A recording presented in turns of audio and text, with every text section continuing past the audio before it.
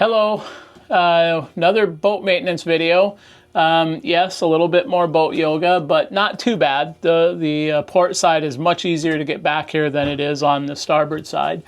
Today we're changing Racors. I'm sure there's going to be a lot of varying opinions. I like to alternate them. We will go back typically, and do all four at one time, but right now we have changed these all four back in September, and we ran off of the outside for about 35 hours. Now, the other day, this one, and you really can't see it, but it's all the way up to here is just garbage. So we're going to be changing these out, and then we'll run on these, I'm going to say, probably until we get down towards Chicago, and then we'll do all four at one time.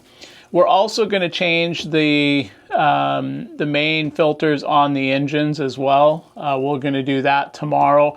Probably won't film that. We're also going to change the oil. It's going to be our first big oil change on it. I'm not going to videotape it, just because I don't need everyone to see me carrying oil out for the first time. But we'll get it done. So let's go ahead and change to Racors.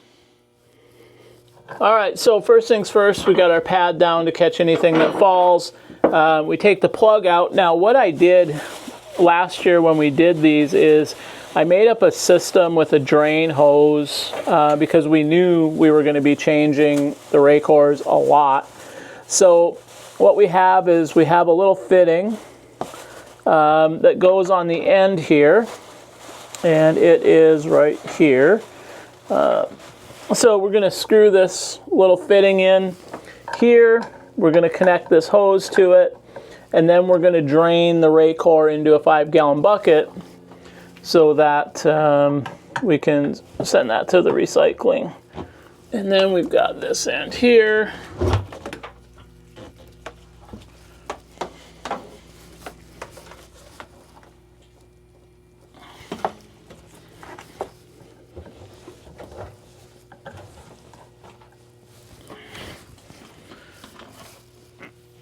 Okay, and Lisa's going to set that into the bucket. This is the furthest one we have away. So we're going to open the valve in the bottom, and then we're going to release the pressure on the top cap. That's going to let everything drain out.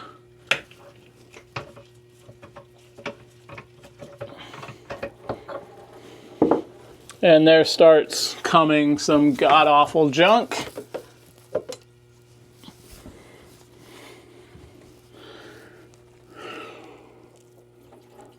And it's actually so thick, it's got our drain plug plugged up.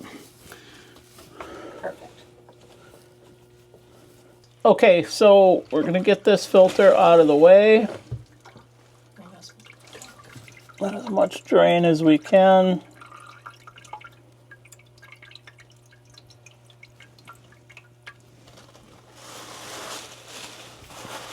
And we're going to set that aside, ready for the next step.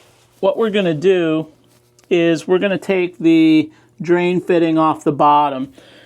This is going to be a mess, and this is a mess I didn't want to have today, but I don't see any other choice than doing it that way. We could pull the cover here off and save a little bit of the mess, but actually it just came to me what we're going to do. We've got a cool little pump that should, I think, fit in here. So we're going to try this little battery-powered pump we have and see if we can pump it out at least down to here, and will save us a good chunk of our mess. So we'll be back to you when we see if that pump will fit. All right, like a champ, our little $14.99 Menards special pump. It's done a lot of good things for us. This has been a great little tool. Probably need to go buy a few more. I'm sure running diesel through it like this probably isn't going to be the best thing for it. So, but hey, you know what? That just saved us a nice little mess down in the bilge.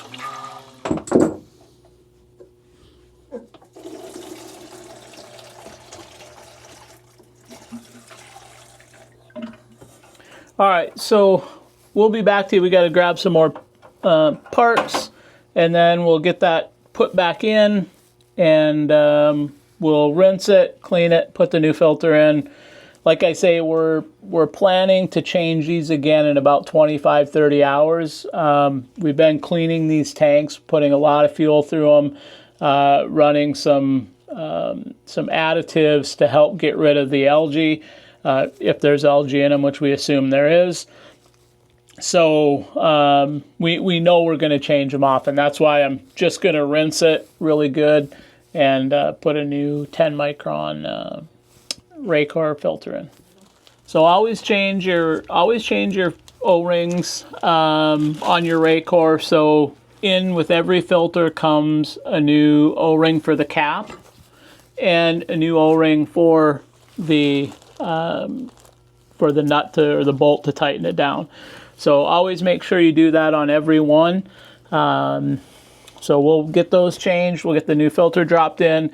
We always fill it up with fuel, bring it up to the top level.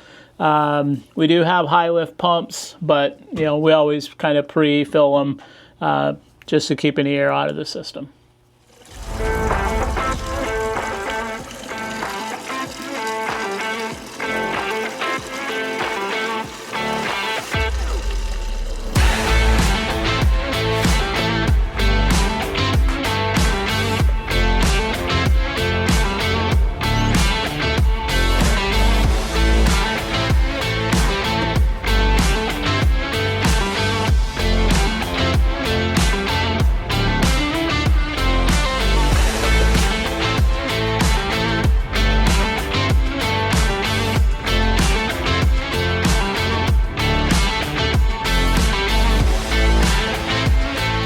All right, so one done, new label to go on next, and then we're off to the other side, which I suspect will be a normal one. We're just going to drain it out, rinse it out, pre-fill it, and we'll be good to go.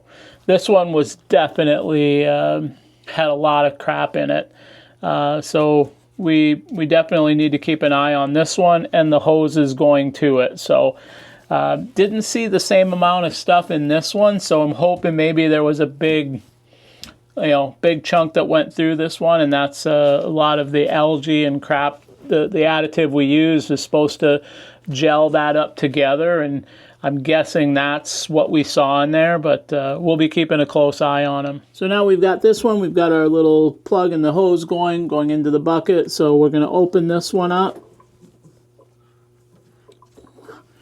Open up the top cap, and there we can see the diesel coming out. Okay, now we're going to rinse that.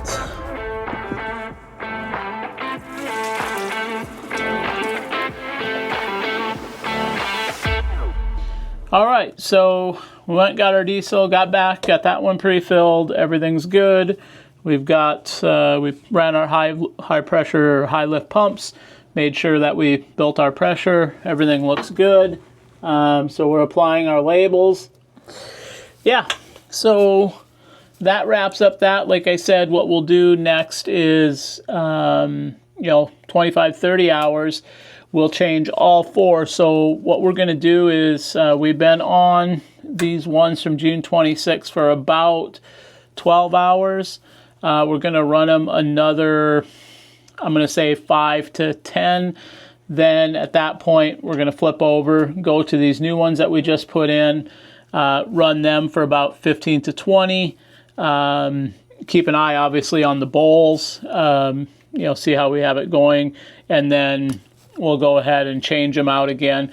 We've been running the 15 micron in here, and then on the cat, we've been running the cat filters, which are 7 micron. So we should be catching anything trying to go through. I mean, the filters, you could see how black they were. They were definitely in need. And this one had built a lot of negative pressure. It was up around 20, 22. And then when we flipped it over to the new, I was running about negative 12, 10 to 12 PSI. This side was a little bit better, about negative 8 or so. So that's how we monitor it. As soon as we see the pressures creep up, when they get close to 15, 17, typically I know it's time. When they're in the 20s, it's time. We're looking for somewhere to change it. You know, one of the biggest things is, you know, with all that diesel that we're draining out of the filters and then flushing, we need to find some place to dispose of that properly. So luckily we've been fortunate enough to come across some good marinas that were happy to help us get rid of that. So all in all, another project done, ready to hit the water.